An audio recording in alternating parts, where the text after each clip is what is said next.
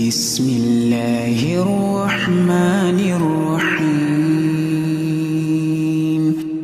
قال موسى لقومه إن الله يأمركم أن تذبحوا بقرة قالوا أتتخذنا هزوا قال أعوذ بالله أن أكون من الجاهلين. To understand the Quran better, we should have a knowledge about the stories described in it and the lessons they come with. This story, according to the scholars of Tafsir, took place after the Bani Israel, that is, the people of Israel, left Egypt, that is, after the destruction of the Pharaoh. And it is after Musa a.s. had left them for 40 nights and his people had started to worship the calf. That is, this incident took place towards the end of the story of Musa a.s. An incident happened in which a wealthy old man was murdered from Bani Israel. Nobody knew who killed this man.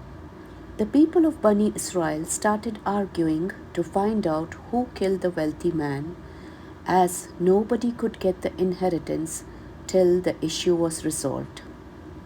So they decided to go to Musa a.s.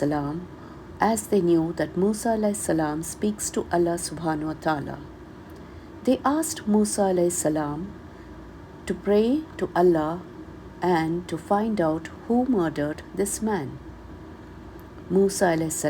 makes dua to Allah and comes back to Bani Israel and tells them that Allah has commanded them to slaughter a cow. Bani Israel questions Musa, "We asked you to find out the murderer and you are asking us to slaughter a cow? Are you joking or are you making fun of us?" Musa a.s. said, "I seek refuge in Allah that I should be from amongst those people who is ignorant." So Bani Israel decided to do this, but they tried to make it difficult for Musa a.s. and told him that there are so many cows out there. We are confused.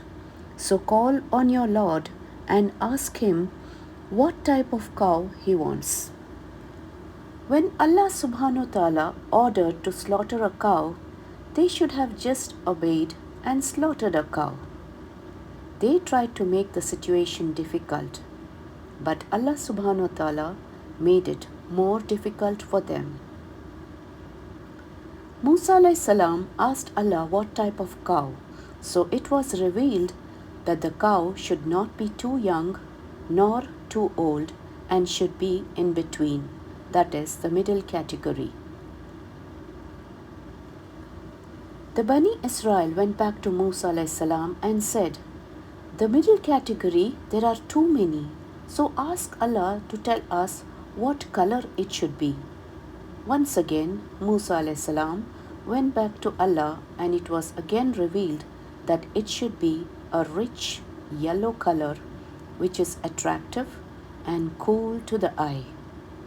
So they began to search for this color which was rare. And then again they came back to Musa a.s. and asked him to go back to Allah and clear out the confusion for them. So Allah made it more difficult for them. He said it should be a cow which was not prepared to till the land, nor prepared to be used for irrigation, and it must be perfect without a spot on it. The Bani Israel then said to Musa, "Now you have come with something clear which is understandable." They went around and after searching they found only one cow which fulfills these conditions. This cow was owned by an orphan. A story goes behind this which has been mentioned in Tafsir Ibn Kathir. There was a man and it was reported that he passed away young, leaving behind his wife and a young son. Prior to passing away, he had made a dua to Allah, Ya Allah, I leave my wife and son in your care and you look after them. He had only a small calf. He advised his wife to release the calf in the forest as he did not trust the Bani Israel. Allah had protected the calf and it grazed on its own. When the boy grew older, the mother said to him, Your father has left a calf and it's grazing in the forest. Go and find it. The boy was perplexed as to how he will find this calf, which was now a cow.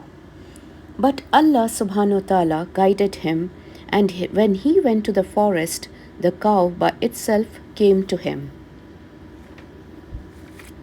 Now the Bani Israel saw this cow and this boy, and this cow fitted every description that Musa a.s. had told them. So they asked the boy to sell this cow to them.